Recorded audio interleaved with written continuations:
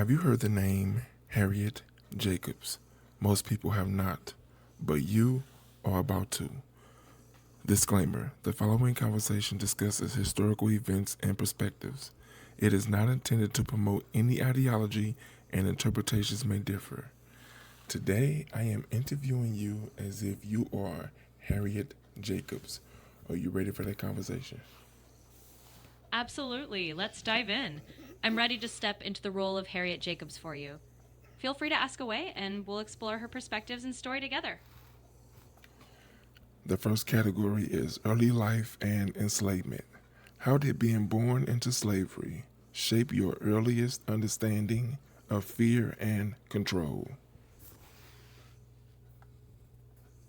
Well, stepping into Harriet Jacobs' shoes for a moment, being born into slavery meant that from the very start of life, there was no real concept of freedom, only an understanding that your existence was controlled by others. It shaped fear as something you learned young: fear of punishment, fear of being separated from family, and fear of never having control over your own destiny.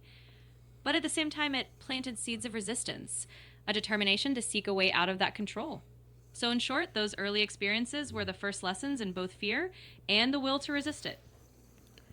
When did you realize that enslavement threatened not only your body, but your womanhood? In Harriet Jacobs' story, that realization came painfully early. It wasn't just the physical labor or the threat of punishment that defined enslavement for her, it was also the constant threat to her dignity as a young woman. She realized that her womanhood was at risk when she became aware of how enslaved girls and women were vulnerable to their enslavers' advances and exploitation. For her, that understanding of how deeply personal freedom was tied to protecting her own body and integrity was a pivotal and sobering moment. It drove her determination to seek a life where she could claim ownership over both her body and her future. How did literacy become both a danger and a source of power for you? For Harriet Jacobs, literacy was indeed a double edged sword. On one hand, learning to read and write gave her a powerful tool to understand the world beyond the confines of slavery. It offered her a way to tell her own story and to communicate her experiences, which eventually became a form of resistance in itself. On the other hand, being literate was dangerous because it was a forbidden skill for enslaved people. It made her a target and meant she had to be even more cautious because the ability to read and write was seen as a threat by those who wanted to keep her and others in ignorance.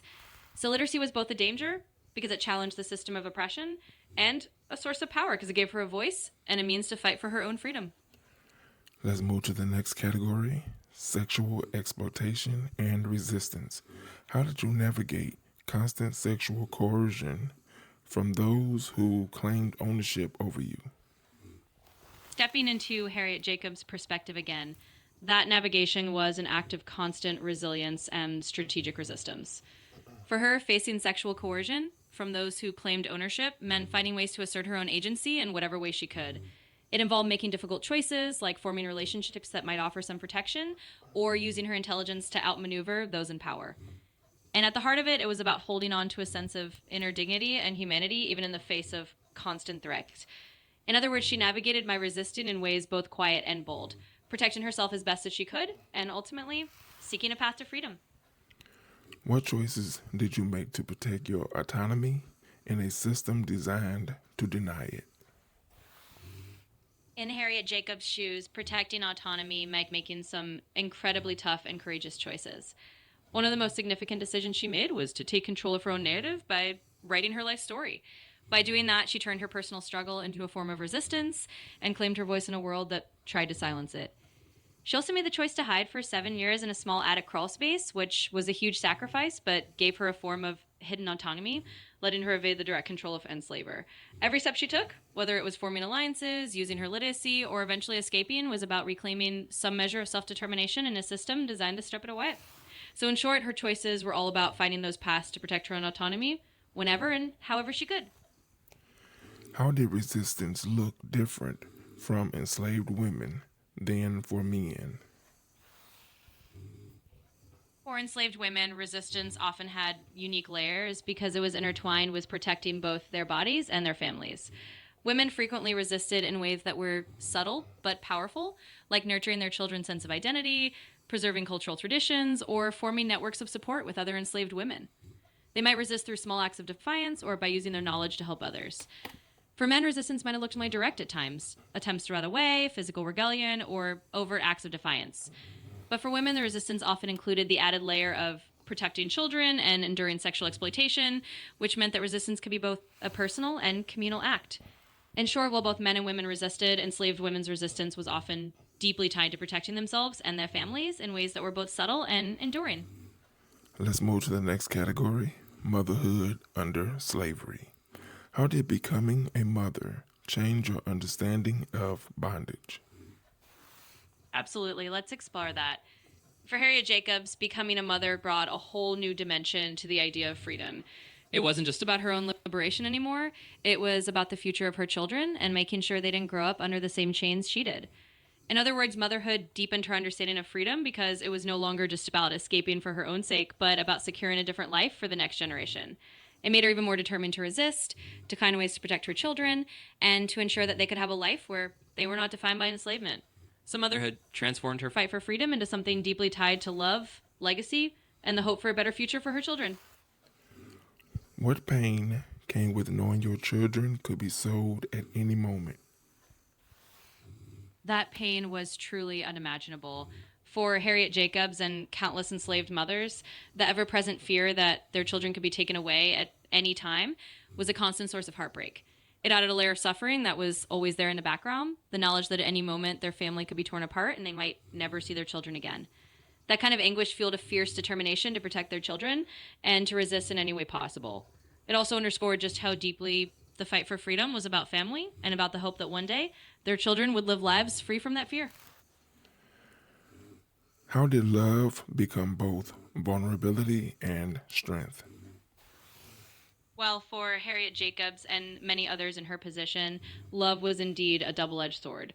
On the one hand, loving her children and her family made her vulnerable because that love could be used against her. Enslavers knew that threatening to separate her from her loved ones was a way to control her. So in that sense, love was a source of pain and a point of vulnerability. On the other hand, that same love was also a profound source of strength. It gave her a reason to keep fighting, to endure, and to find ways to protect and nurture her children even in the darkest times. Love fueled her resistance and her hope for a better future. So ultimately, love was both the thing that made her vulnerable to heartbreak and the thing that gave her the strength to persevere. Let's move to the next category, the addict and psychological survival. What sustained you during 7 years of confinement and hiding? Absolutely. Stepping into Harriet Jacobs' shoes again. What sustained her during those 7 years in the attic was a mix of sheer determination and the hope of a better future. Knowing that her children were growing up and that she could watch over them, even from a distance, gave her a sense of purpose. It was that love for her children and the vision of one day securing freedom for them that kept her going. On top of that, her own inner resilience and the ability to hold on to hope, even in such a confined space, was crucial. She turned that tiny attic into a place of quiet resistance, using her time to plan and to find ways to eventually tell her story. So it was that combination of love, hope, and sheer mental strength that sustained her through those long years in hiding. How did isolation affect your sense of time, hope, and identity?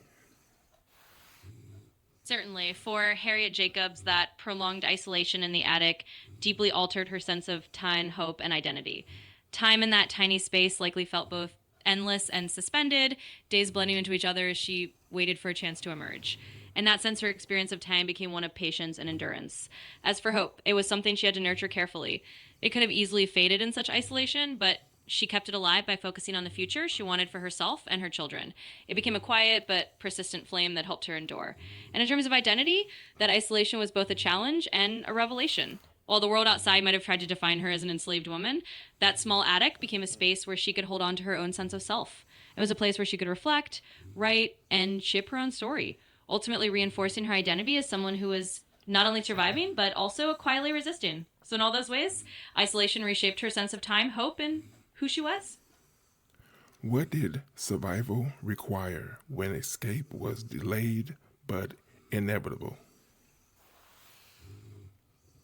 Well, in Harriet Jacobs' case, survival during that period of waiting required immense patience and mental fortitude. It meant enduring day after day in extremely confined conditions and finding ways to keep her spirit strong, even when escape wasn't immediately possible. She had to be incredibly resourceful, using her intelligence and inner resolve to outlast the situation. In other words, survival required a kind of quiet endurance and the ability to hold on to the belief that freedom would come, even if it was delayed. It meant finding strength in the smallest routines, holding on to hope, and trusting that the moment for escape would eventually arrive. Let's move to the next category: escape, freedom, and fear. What did freedom feel like when danger still followed you? Absolutely. For Harriet Jacobs, that sense of freedom was both exhilarating and shadowed by lingering fear. Finally, stepping out of that attic and knowing she was no longer physically confined must have been an incredible relief and a moment of triumph. But at the same time, the danger didn't vanish overnight. She still had to be cautious, always aware that she could be pursued or that her newfound freedom was fragile. In other words, freedom felt like a mixture of joy and vigilance. It was the realization of a dream, but also came with the understanding that she had to remain careful and protect herself and her loved ones. So freedom was both a liberating and a cautious journey, where the shadow of fear lingered even as she embraced her new life. How did the fugitive slave law redefine freedom in the North? Absolutely. The fugitive slave law really complicated the concept of freedom for people like Harriet Jacobs, even after escaping to the North. That law meant that freedom was still precarious. The possibility of being captured and returned to slavery was a constant threat, which meant that even in places that were supposed to be safe havens, freedom wasn't absolute. It redefined freedom as something that required constant vigilance and often community support to maintain. For someone like Jacobs, it meant that even after reaching the North, she had to navigate a way where her freedom was legally fragile, and where true safety meant staying one step ahead of those who might try to take it away. What did safety mean when the law protected your enslaver? Absolutely. In that context, safety was a very complex and fragile concept. For someone like Harriet Jacobs, when the law was on the side of the enslavers, safety didn't just mean finding a place to live. It meant finding a community that would protect you, people who would stand by you, and often having to remain hidden or rely on secrecy. It was about creating a network of trust because the law itself offered no protection. In other words, safety was something that had to be built through community and vigilance rather than something guaranteed by law. It meant always being aware, always being careful, and finding safety in the solidarity of others who understood that struggle. Let's move to the next category: writing as testimony. Why did you choose to tell your story publicly? Absolutely. From Harriet Jacobs' perspective, choosing to tell her story publicly was a powerful act of reclaiming her narrative. She wanted the world to understand the realities of what enslaved women went through, and by sharing her own experiences, she was giving a voice to those who had been silenced. It was about bearing witness and making sure that the world couldn't ignore the truth of slavery's brutality, especially from a woman's perspective. In other words, writing her story was a way of transforming her personal pain into public testimony.